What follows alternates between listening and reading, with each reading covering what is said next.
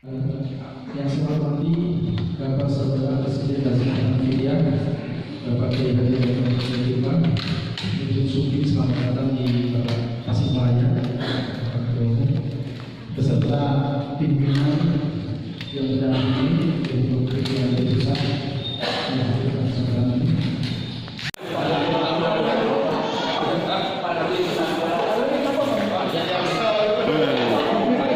Acara penyerahan cenderamata dari Tasik untuk pemerintah kota yang diserahkan oleh beberapa perwakilan tokoh. Ada ketua panitia, ada pengurus aksi Jawa Barat, presiden nasional, dan juga wakil pemerintah kota yang diwakili sebagai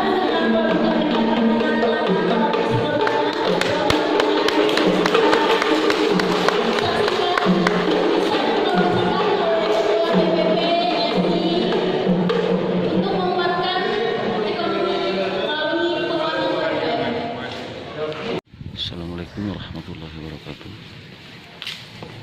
Sedang berlangsung acara Musjab Syarikat Islam yang dihadiri oleh ketua umumnya saudaraku Hamdan Julpa. Beliau adalah aktivis Islam sejak muda dari PII, HMI, dan sekarang beliau salah satu presiden. Nah, mari kita dengar tausiah dari saudaraku Bang Hamdan Julpa. Mari kita dengar.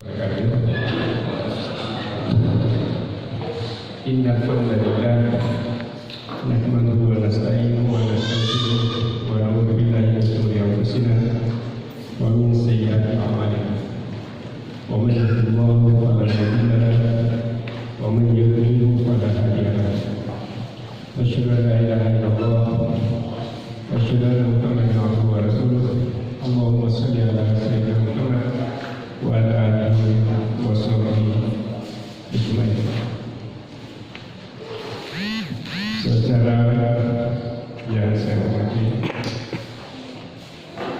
Ketua Dewan Wilayah dari Islam Jawa Barat, Tejo, ini umur sudah lebih 20 tahun tapi masih sangat muda. Kita selalu memanggilnya kakak Tejo karena pembina pramuka sampai sekarang.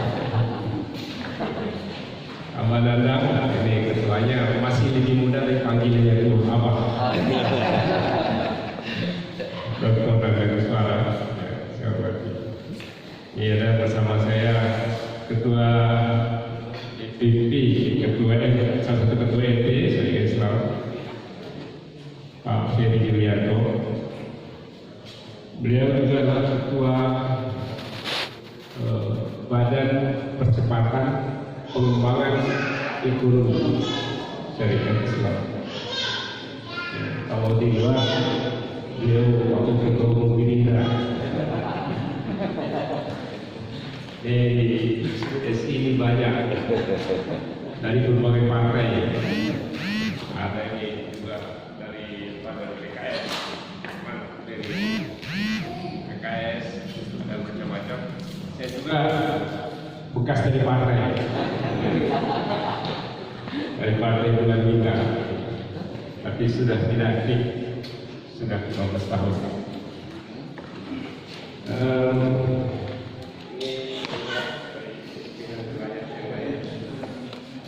Ada tadi Pak Dosan, Wakil Sekjen, ada Pak Widi Cokrowiloto.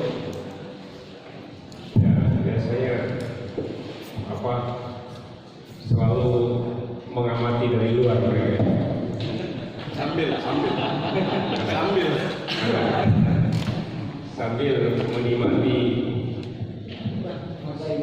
menikmati ahli hisab.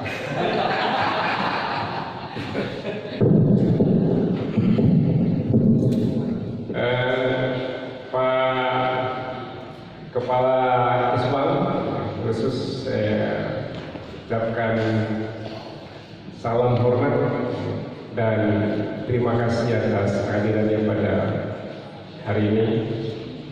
Ya, walaupun wali kota dan wali kota tidak bisa hadir, tapi sudah sangat terwakili oleh kehadiran Kepala Kesbangpol, dan bukan legitimasi, tapi hadirnya memberikan kekuatan pada kita bahwa tidak ada masalah.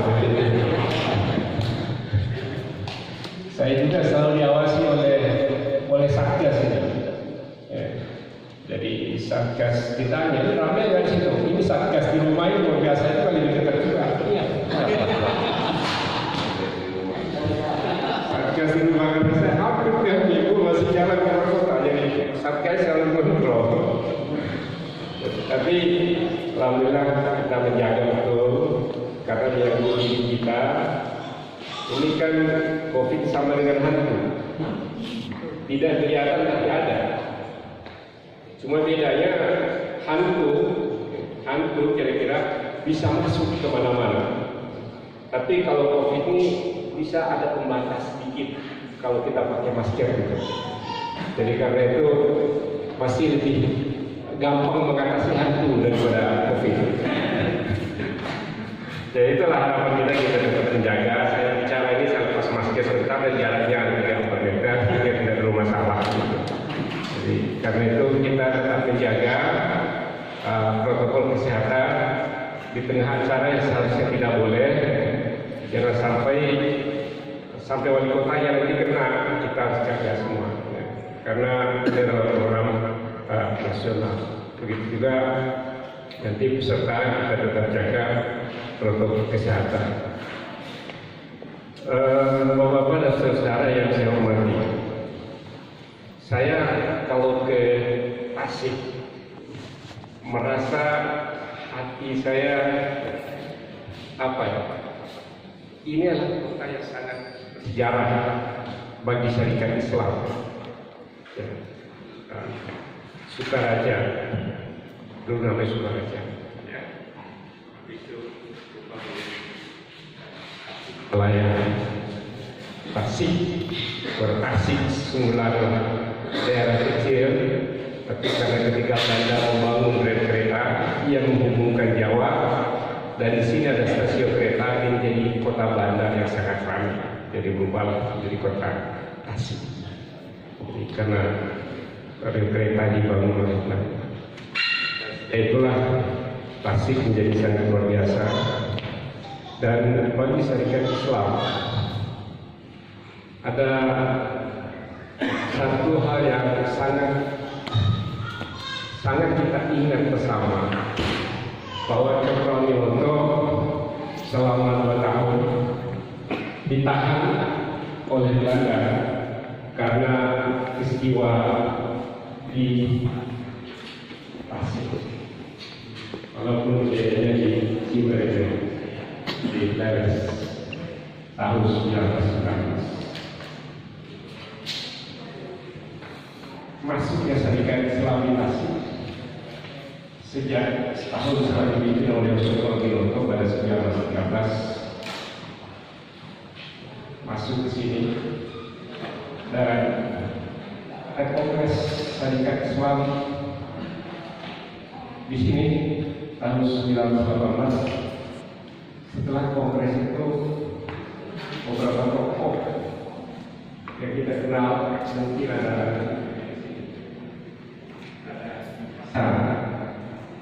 ada di Sujai, ya mereka membentuk apa yang disebut dengan syarikat Islam Community.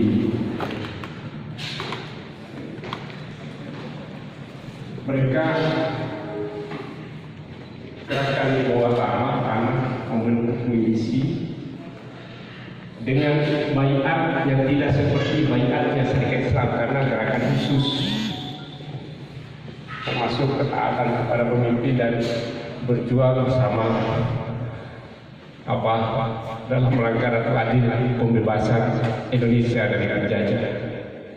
Karena pada saat yang sama, ketika setelah Belanda, pemerintah Belanda dan investor asing masuk ke Indonesia 1875, maka sejak itu hampir seluruh tanah Jawa ini jadi lahan pertanian bagi investor-investor asing. Dan ketika pada tahun 1900 Belanda dalam kesulitan ekonomi, seluruh hasil pertanian di tanah Jawa harus dijual kepada Belanda. Kesulitan lainnya, petani semakin sulit, lahirlah gerakan itu. Karena itu gerakan ini belum jadi, tiba-tiba meletus apa yang terjadi di Cimarang. Dan Haji Hasan bersama beberapa anaknya wafat, meninggal karena berhadapan dengan Belanda gara-gara tidak mau menyatakan menjual padi kepada Belanda. Jadi dan Priangan Timur ini adalah menjadi daerah yang benar Syarikat Islam. Setelah itu muncul lagi di Garut toko-toko Syarikat Islam di daerah Priangan Timur Al-Hira Basis. Karena itu tema ini menjadi sangat penting. Tema membangkitkan eksistensi Syarikat Islam di sini adalah kembali kita mengibarkan kejayaan Syarikat Islam di wilayah Priangan Timur, dan kita mulai dari Tasik dan Garut. Saudara yang saya cintai, saya sengaja mengungkap sepenggal sejarah ini, dan banyak sekali hal yang saya ungkap dari daerah ini mengenai Syarikat Islam. Tetapi kita ingin kejayaan-kejayaan masa lalu itu tidak hanya sebagai cerita, tidak hanya sebagai nostalgia, tapi harus menjadi fondasi pijakan kita untuk lari dan terbang ke depan. Memang ada sekian waktu itu kita tertinggal Syarikat Islam dari ormas yang lain. Di samping karena persoalan-persoalan internal, bagi saya kita terlambat membaca tanda-tanda zaman. Perubahannya begitu cepat, kita masih terus bernostalgia pada masa-masa yang lalu. Kemudian ditambah dengan masalah-masalah internal. Saya setelah Kongres Nasional yang ke-40 di Bandung, saya terpilih. Saya datang ke rumahnya Presiden SII, datang ke rumahnya. Ya, kebetulan ya masih teman-teman semua dekat, dan dulu saya sering ke situ. Ibunya saudaranya, dan saya dijamu makan malam. Maksud saya, bagaimana kita kembali menyatukan organisasi. Ya, Presiden NSI sangat sepakat, ayo Bang, nggak usah. Habis itu saya undang lagi, ayo nanti kita makan di rumah saya. Saya undang di rumah, juga makan malam. Lama-lama bicara, rupanya ada sedikit hambatan struktural. Hambatan struktural yang mungkin ada kesulitan, ada yang keberatan di mana. Ya udah, nggak apa-apa, jangan dipikirin, yang penting hati kita satu. Saya bilang begitu, saya tidak pernah mempersoalkan SII mau apa, mau kemana. Bahkan saya bilang sama teman-teman, kalau ada acara SII, tolong SII diundang. Yang penting kita satu toh. program asasnya satu, program Islami satu, asal usulnya satu, kongresnya juga cuma bisa sedikit, ada yang sedikit saja. Jadi kan kita ributkan, ada juga perlu kita saling apa. Saya bilang kalau bergabung kemana silakan, tidak masalah. Yang penting apa yang kita lakukan sekarang adalah melanjutkan program dan cita-cita para kakek nenek kita, para kaum fathers dan pejuang-pejuang yang sudah hidup di syarikat. Itu yang paling penting. Karena itu saya bersyukur, yang penting satu di hati, itu yang paling penting. Satu di hati, satu yang program. Kita harus melihat masalah ke depan ini itu sangat berat, sangat berat. Saya mendapat gambaran kondisi umat Islam sekarang ini ya, seperti orang-orang Cina, seperti orang-orang merasa terjajah oleh penjajah di tengah-tengah negeri yang sudah merdeka. Gitu. Saya merasa sangat prihatin. Kita seperti mau perang terus menghadapi penjajah. Seperti itu, gerakan-gerakan yang terbaru. Dan seperti orang yang termentina. Apakah persoalan pokoknya? Bagi saya persoalan pokoknya adalah memang ada ketimpangan sosial ekonomi yang sangat luar biasa, terutama ketimpangan ekonomi. Ketimpangan ekonomi ini berakibat pada ketimpangan dalam akses kepada pemerintahan, akses terhadap kekuasaan, akses terhadap pendidikan, akses terhadap kesehatan, dan segala akses dan kemudahan. Kalau orang kaya, para konglomerat, ya, bukan datang mencari untuk membeli rumah di daerah yang baru, tapi mereka dikasih lebih dulu setengah dari rumah itu dibeli dengan harga yang murah. Tapi kita orang miskin dikasih harga yang mahal. Itu kejadiannya. Jadi kalau orang-orang kaya dikasih berbagai fasilitas dengan tanpa bunga, tapi orang-orang miskin dikasih yang mahal-mahal. Jadi fasilitasnya banyak sekali ketika menjadi kaya. Naik pesawat kelas bisnis, kita gratis. Masuk sekolah, mereka sampai sekolah di mana pun di seluruh dunia bisa bersekolah. Kita kalau tidak dibantu oleh beasiswa, maka kita tentu terus menjadi tertinggal. Mereka bisa menjadikan sekolah yang bagus-bagus, kita sekolahnya setengah mati, kita sumbangan.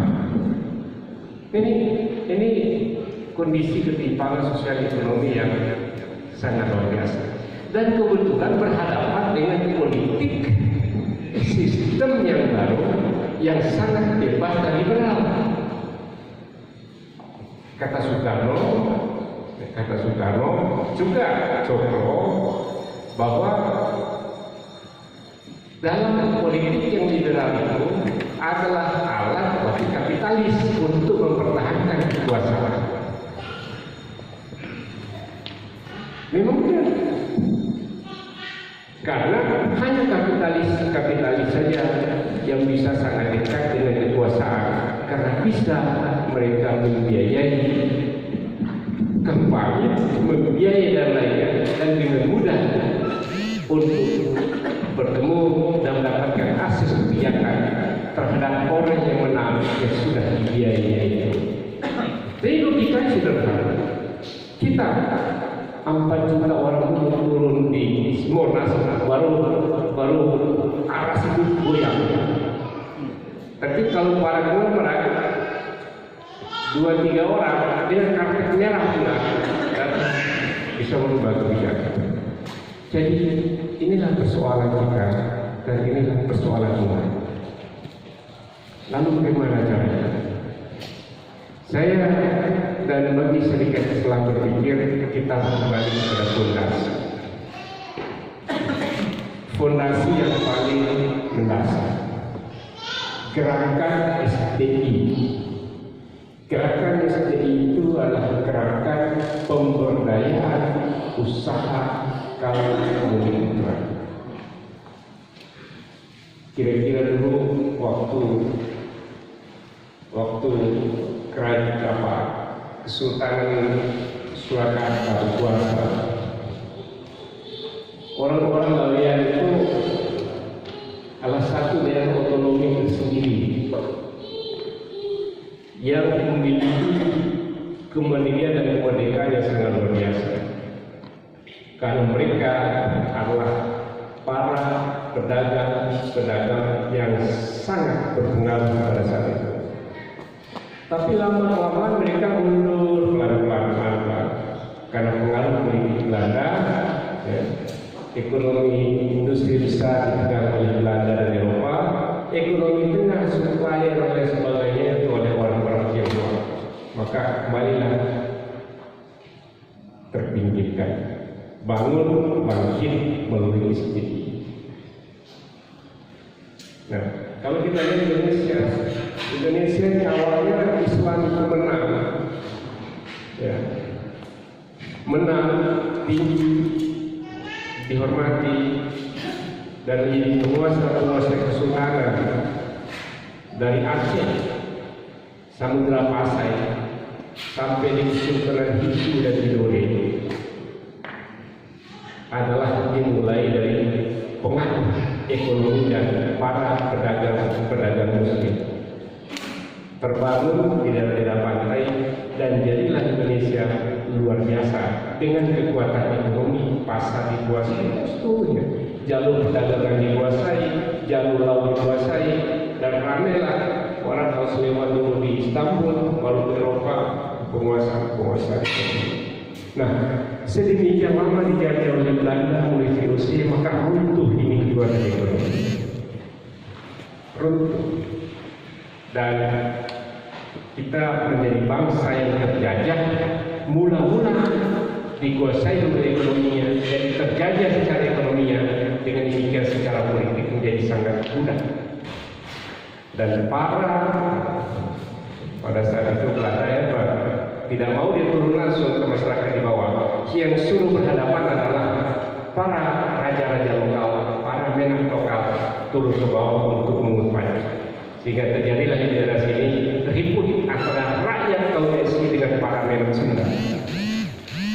Ribut, ada dapat kecuali menak muda banyak juga untuk istri selamatkan.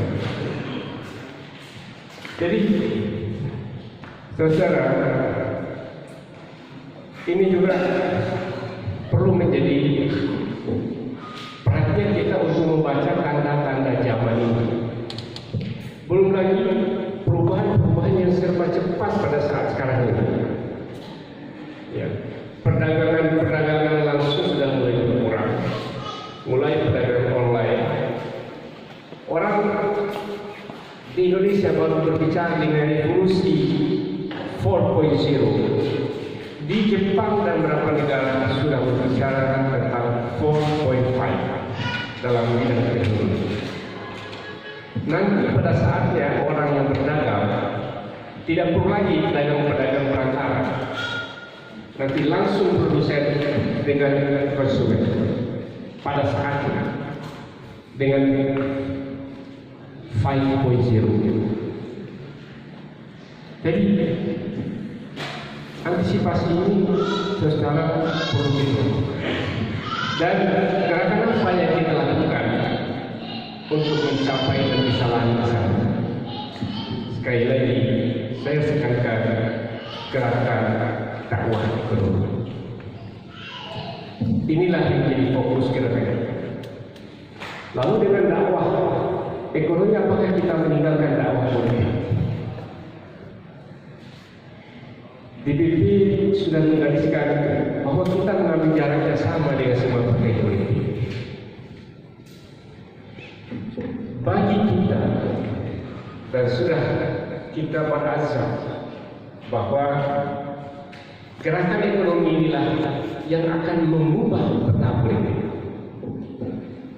Tanpa perubahan dalam gerakan ekonomi tidak akan mengubah sampai kapanpun peta politik. Karena itu sebanyak-banyaknya kita berteriak-teriak, siapapun yang naik pasti akan selalu dikendalikan oleh mereka yang berjuang dan terlibat modal.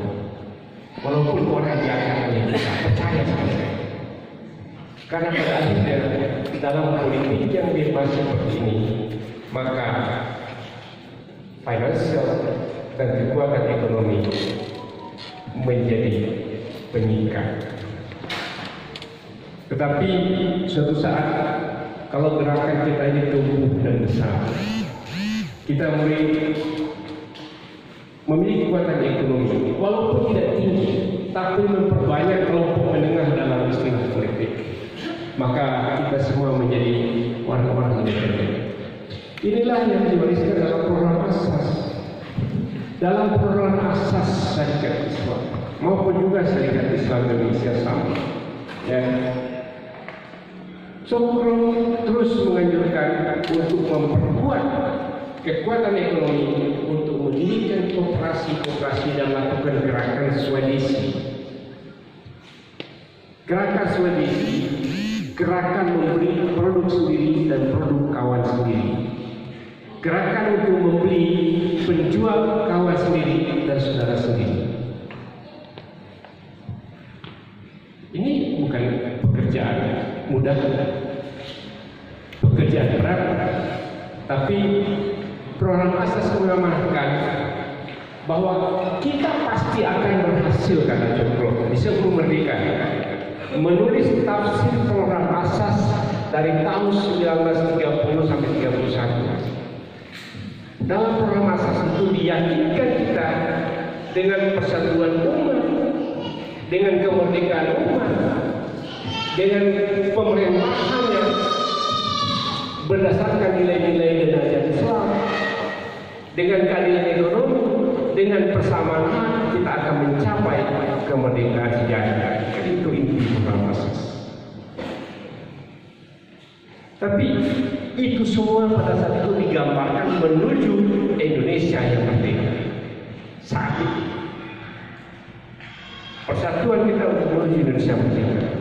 Tapi kita harus memaknai persatuan, kemerdekaan, berpemerintahan, siasat, keadilan ekonomi pada saat sekarang ini dalam perspektif sekarang ini dan ke depan. Bagaimana kita membangun persatuan? Jadi persatuan kita dulu kan terjadi capek kita oleh Belanda. Sekarang ini persatuan kita membangun jaringan kekuatan ekonomi yang sama, kita bangun satu jaringan yang sama di seluruh Indonesia. Karena kita jangan pernah saling membanggakan diri untuk bekerja sama dengan Majelis Ekonomi Muhammadiyah, dengan kita sama-sama untuk membangun kekuatan umat. Kita berkuat. Sengaja ini saya bawa ini hadir di sini Ketua Badan Pengembangan Ekonomi Syarikat Islam. Ini program-program real yang kita lakukan nanti akan digambarkan mungkin dalam pertemuan khusus dengan Pak Ferry dan teman-teman di Bekasi, ya. Menurut komitmen dan perencanaan, insya Allah ini sudah ada berapa gerai saat ini. Gerai toko kecil, ya. Namanya S5.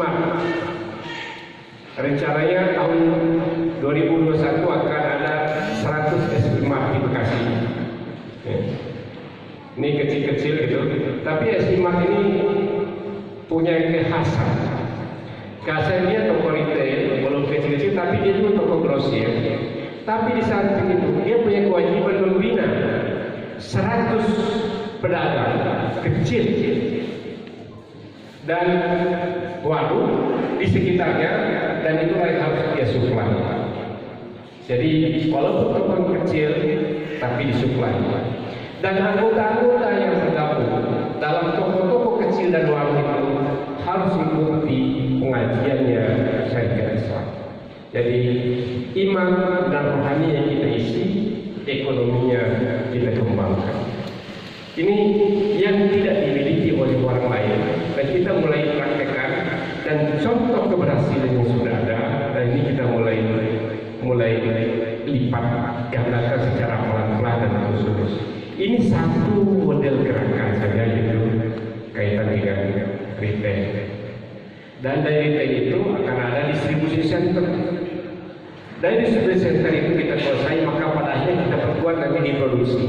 Jadi apa yang kita lakukan sekarang adalah di perdagangan dan distribusi center, karena kita belum mampu memproduk kecuali hasil pertanian, yang lain-lain belum. Jadi kita kuasai pasar dengan pelan-pelan, berencana kita lakukan, dan insya Allah dengan kuasai pasar maka jumlah produk yang dibutuhkan kita sudah tahu, kita akan membuat produksi. Ini rencana-rencana dan kegiatan-kegiatan kita belum yang lain. Ini gertasi sudah luar biasa. Gimana? Oh, ini gertasi terus berjalan di seluruh Indonesia. Ada produk-produk yang bagus, luar biasa. Saya bangga sekarang ini sudah hidup lagi seni di seluruh Indonesia dan sangat progresif. Dari Aceh sudah hidup luar biasa, jadi hutan Aceh, di Sumatera Selatan, di DKI Jakarta yang tidak pernah ada, dulu ada tapi tidak, sekarang sudah mulai. Kemudian di Sulawesi sudah tumbuh dan berkembang. Jadi ini tumbuh terus, wanita sedikit Islam tumbuh, perisai tumbuh, dan terus ya. Ini geliat-geliat organisasi ini sudah kelihatan untuk membangkitkan kembali eksistensi syarikat Islam. Saudara-saudara yang saya hormati, apa di sini tertulis dengan mendasarkan pada Al-Quran dan Sunnah yang nyata, yang berlandaskan Al-Quran dan Sunnah yang nyata. Apa ada Al-Quran dan Sunnah yang tidak nyata? Itu bertanya. Tapi saya mencoba terus mengkaji apa yang dimaksud oleh Cokro dalam tulisannya mengenai paham asas dengan Al-Quran dan Sunnah yang nyata. Al-Quran dan Sunnah yang nyata tidak hanya bicara, tapi real kita laksanakan. Kata singkatnya adalah satunya kata dengan perbuatan. Itulah inti Al-Quran Sunnah yang nyata itu. Tidak hanya kita hafal, tapi kita laksanakan.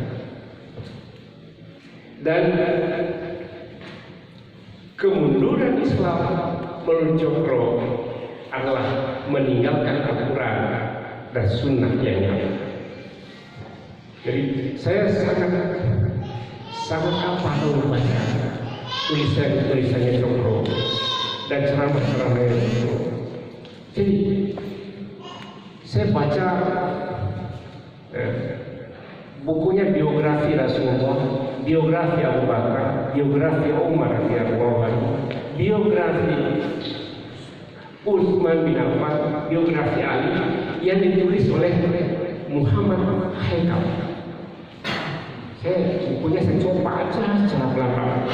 Dia sangat terinspirasi oleh buku Cokro menulis tentang Quran asas. Apakah dia baca atau mungkin menulis sendiri? Karena biografi yang ditulis oleh Muhammad Haikal tidak semacam-macam biografi, tapi biografi politik Islam. Dan sampai kepada kesimpulannya, ada 4 asas yang mengakibatkan dalam waktu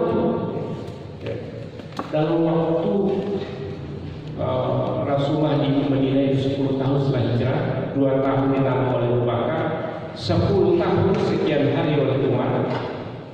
Jadi dalam waktu 22 tahun sudah sampai di Madinah dan menghancurkan istana Kisra, raja Persia yang sangat mewah, sampai ke negeri Sam, Yordania dan Palestina, menghancurkan wilayah kekuasaan Romawi di sana dalam waktu sekejap.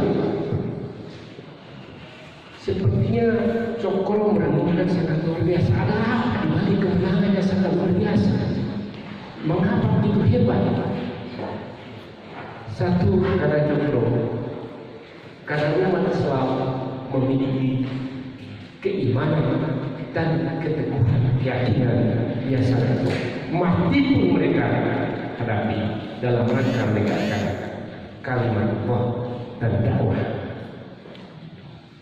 Ini keyakinan ketuhanan. Itu yang keyakinan itu yang tidak bisa diruntuhkan oleh siapa. Akan selalu berhadapan. Kalau tentara Romawi ini sampai 70.000 orang atau 30.000 orang, maka setengahnya saja biasanya tentara Islam dan menang. Itu yang terjadi. Jadi pertama, gila karena keimanan. Oleh karena itu dalam orang tanding kita sebersih-bersih tauhid. Karena itu, kenapa kita harus berbayar? Kenapa kita harus berbayar? Jadi, Cokro menulis tentang bayat ini mengenai bayat saja. Bayat di bawah pohon. Setelah menjadi dia bahwa janji Allah akan datang kemenangan yang lebih besar. Sekarang kita dapat kemenangan dengan perjanjian Hudaybiyah, walaupun ada perjanjian damai, tapi kemenangan menurut Allah. Kemudian akan datang kemenangan yang besar dengan bayat penguatan hati untuk sungguh-sungguh menegakkan Islam. Ini bayat dan insya Allah dengan sungguh-sungguh kita menegakkan Islam menuju kejayaan Islam. Maka tadi ayat disampaikan oleh Sayyidina Nabi, siapa yang menolong agama Allah, maka Allah akan baik. Jadi menuju kepada cita-cita. Jadi keyakinan baik. Kemudian yang kedua, kata dalam musibah tulisannya Haikal, tidak pernah terjadi sepanjang ratusan tahun di Imperium Romawi maupun Imperium Rusia sebuah ajaran yang memberikan persamaan hak dan kemerdekaan manusia luar biasa kecuali kepada Islam. Jadi kalau Romawi Persia titah raja yang berkuasa karena raja adalah perwakilan Tuhan. Itu kalau dalam teori politik namanya negara dengan teori teokrasi itu berlaku. Jadi pimpinan gereja sekaligus wakil Tuhan karena titahnya adalah titah Tuhan. Tidak begitu dalam Islam. Dalam Islam seorang berkuasa dia harus memperhatikan karena suara dari pemilih. Itu kata apa? Haikal. Ya. Tetapi tidak boleh menyimpang atau bertentangan dengan Al-Quran dan Sunnah Rasulullah. Jadi seorang pemimpin terikat oleh amanah dan tanggung jawab rakyatnya yang memilihnya, bukan mengaku diri sebagai wakil Tuhan. Jadi dengan demikian berkumpullah orang-orang ini yang tadinya pro kepada Romawi dan Persia beralih kepada Islam. Karena ini sangat demokratis, sangat bebas, ada persamaan hak. Karena itulah Cokro melepaskan kita Raden Masya.